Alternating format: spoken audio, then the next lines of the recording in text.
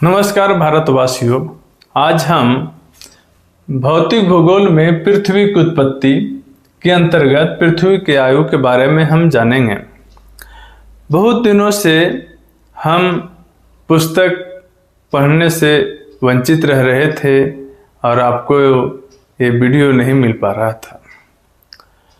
मेरा मानना है कि पुस्तक ही एक ऐसी वस्तु, चीज और सर्वोच्च मान्य है जो आपको सही राह, सही मार्गदर्शन और सभी कुछ में आपको सही राह दिखाता है।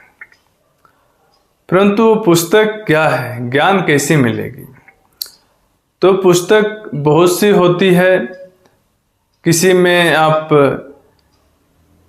नकारात्मक बात है, किसी में सकारात्मक है, परंतु जो भी हम पुस्तक पढ़ेंगे उसमें कुछ न कुछ तर्क होता है। तो इसी के आधार पर हम आज पृथ्वी की आयु के अंतर्गत धार्मिक संकल्पना क्या है उसके बारे में हम जानेंगे। अतीत काल से ही धार्मिकों, दार्शनिकों तथा ज्योतिषों ने पृथ्वी की आयु परिकल्पित करने के लिए भागीरथ प्रयास किए हैं, यानी बहुत ज़्यादा प्रयास किए हैं। ईरान के विद्वानों के अनुसार पृथ्वी की उत्पत्ति लगभग 1200 वर्ष पहले हुई थी, परंतु यह मत सर्वथा असत्य है, क्योंकि कितने ही ऐसे प्रत्यक्ष प्रमाण मिले हैं जो स्वयं इस समय से प्राचीन हैं। भारतीय विद्वानों के अनुसार पृथ्वी की आयु लगभग 2 अरब वर्ष बताई जाती है। कर्मकांड में एक जगह पर यह उदाहरण मिलता है। ब्राह्मणे, द्वितीय, प्राधरे, श्री, श्वेत, वाराह, कल्पे, व्यवस्थ मन्वंतरे, अष्टाविंशतितमे कलियुगे, कलि प्रथम चरणे। इसके आधार पर गणना करने पर पृथ्वी की आयु लगभग 1 अरब 97 करोड़ 29,49,032 वर्ष बताई जाती है। यह गणना अद्भुत अटकलबाजी पर आधारित है, फिर भी वर्तमान वैज्ञानिक तरीकों पर आधारित गणना से पर्याप्त मेल खाती है तथा सत्य के अधिक करीब है। ईसाई धर्म के अनुसार एक पादरी असर ने 17वीं सदी में पृथ्वी की आयु के विषय में अपना मत व्यक्त किया। वह विवरण 1658 ईस्वी में लंदन में प्रकाशित द एनालस ऑफ द वर्ल्ड नामक पुस्तक में मिलता है, जिसके अनुसार पृथ्वी की उत्पत्ति ईसा से 4004 वर्ष पूर्व 2 अक्टूबर को 7 बजे प्रातः हुई थी। इसके अनुसार भी पृथ्वी की आयु अत्यंत कम है, जो कि असत्य प्रतीत होती है। यहाँ पर यह उल्लेखनीय है कि अधिकांश धार्मिक मत कोरी कल्पनाओं पर आधारित है, उन्हें तर्क के सामने प्रमाणित नहीं किया जा सकता है, अतः धार्मिक विचारधारा अमान्य है।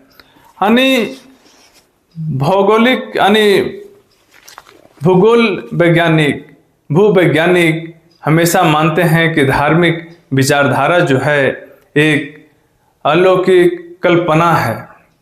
ऐसी कल्पना जो व्यक्ति एक जगह सोच सकता है आंख बंद करके कि कितना दिनों तक पुराना है। परंतु कुछ हद तक हिंदू धर्म के अनुसार एक कर्मकांड में वो बताया गया है, उसको ही मान लिया गया कि यही पृथ्वी की आयु है, तो बहुत 2 अरब वर्ष बताया है, तो बहुत करीब है, न कि उतना करीब जितना कि भूवैज्ञानिक पहुंचना चाहते हैं। अब है सागरीय लवणता के आधार पर गणना, यानी महासागर में लवण खारापन कैसे बढ़ गया। तो समुद्र की पानी पहले मीठी थी, वो पृथ्वी से अपर्दन होकर वहाँ पे निक्षेपण हुआ, तो सारा तत्व वो जाके समुद्र में गिरते चला गया, जिससे उसमें खारापन बढ़ते चला गया। तो शुरू में नमक कम है तो मीठा है, तो नमक की मात्रा कैसे कैसे बढ़ रहा है, उसमें लवणता कैसे कैसे बढ़ा, उस पर हम विचार करते हैं। सागरीय जल में लवण पाए जाते हैं। प्राय ऐसा अनुमान किया जाता है कि जब प्रथम सागर का निर्माण हुआ उस समय सागरीय जल शुद्ध था उसमें लेस मात्र का भी खारापन नहीं था। बाद में वर्षा का जल नदियों के रूप में धरातलीय भागों का अपरदन करता हुआ सागर में गिरने लगे। इस प्रकार महाद्वीपीय भागों में अपरदन के कारण स्थलीय भाग का लवण नदियों के साथ होकर सागर में जाने लगा, जिससे सागर में लवणता का आविर्भाव हुआ। प्रयोगों एवं पर्यवेक्षणों के आधार पर यह मान लिया गया कि सागरीय लवण का लगभग 60%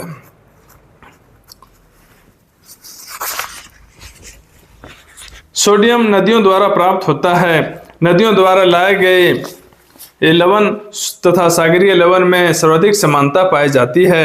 इसी प्रकार यह माना गया है कि सागरीय लवणता का आधार मुख्य रूप में नदी ही है। इस प्रकार प्रतिवर्ष के क्रमिक जमाव के कारण सागरीय लवणता में उत्तरोत्तर वृद्धि होती रहती है।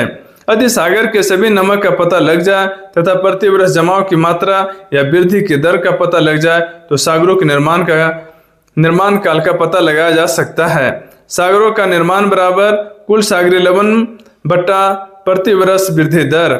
जोली ने अपने प्रयोग के आधार पर बताया कि सागर में कुल लवण की मात्रा 1.26 गुने 10⁻22 ग्राम है। जोली के अनुसार प्रतिवर्ष भूतल से 1.5 से गुने 10⁻14 ग्राम लवण सागर में जमा किया जाता है। इस आधार पर निम्न गणना की जा सकती है कि सागर की आयु बराबर 80 करोड़ वर्ष है। उपयुक्त आधार पर पृथ्वी की आयु की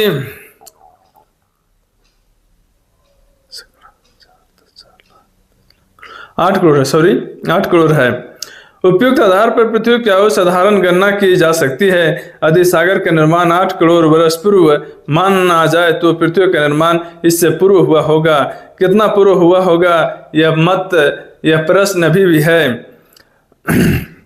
विद्वानों के अनुसार पृथ्वी के निर्माण काल तथा सागर की उत्पत्ति के बीच 4 करोड़ वर्ष का समय अवश्य लगा होगा।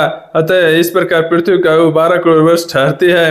परंतु परिकलन नितांत असत्य है, क्योंकि पृथ्वी की आयु इतनी कम कदापि नहीं हो सकती।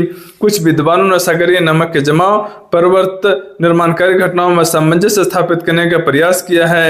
इसके अनुसार नदियों द्वारा सागरों में लाई गई नमक की मात्रा सदैव समान नहीं रही होगी। अनाच्छादन ड्यूरेशन के कारण जब धरातल नीचा हो गया तो नदियों द्वारा कम लवण लाया गया होगा, परंतु अगले पर्वत के निर्माण के साथ अपरदन की मात्रा बढ़ गई होगी तथा जमा किए जाने वाले लवण की मात्रा में अधिकता हो गई होगी। इस आधार पर सागरों की अवधि 150 करोड़ बताई जाती है। अगर यह मान लिया जाए तो सागर की आयु के 1/4 भाग 37.5 करोड़ वर्ष पूर्व पृथ्वी की रचना हुई होगी। तो इस आधार पर पृथ्वी की आयु 187.5 करोड़ वर्ष मानी जा सकती है। यहाँ पर उल्लेखनीय है उपयुक्त विधि दोष रहित नहीं है। सागर में वर्तमान कुल लवण की मात्रा ज्ञात करना तथा यह जाना प्रतिवर्ष कितना नमक सागर में आता है नितांत ही कठिन कार्य है। इस प्रकार सागरीय लवणता के आधार पर पृथ्वी की आयु की गणना अमान्य एवं अवास्तविक है। तो हमने देखा कि धार्मिक संकल्पना क्या कहते हैं और सागरीय लवणता के आधार पर गणना क्या है, यानी पृथ्वी की आयु के बारे में। देखिए, दोनों मत अमान्य हुआ, अविश्वसनीय है, तार्किक है। तो इसीलिए हम कहते हैं, यह भी है आगे जब हम वीडियो में आएंगे तो आपको हम बताएंगे कि सफल और सटीक पृथ्वी की एज कितनी है। तो इसी के साथ में जय हिंद, जय भारत। और मेरे चैनल को देखने वाले भाइयों से, दोस्तों से अनुरोध करता हूँ सब्सक्राइब करें और शेयर करें, लाइक करें, कमेंट करें, तो हम आपको बता सकता हूँ क्या है। हम शिक्षक नहीं हैं, हम विद्यार्थी हैं। वो विद्यार्थी जो पढ़ने में रुचि रखते हैं, न कि ऐसा कि हम शिक्षक होकर आपको बताएं।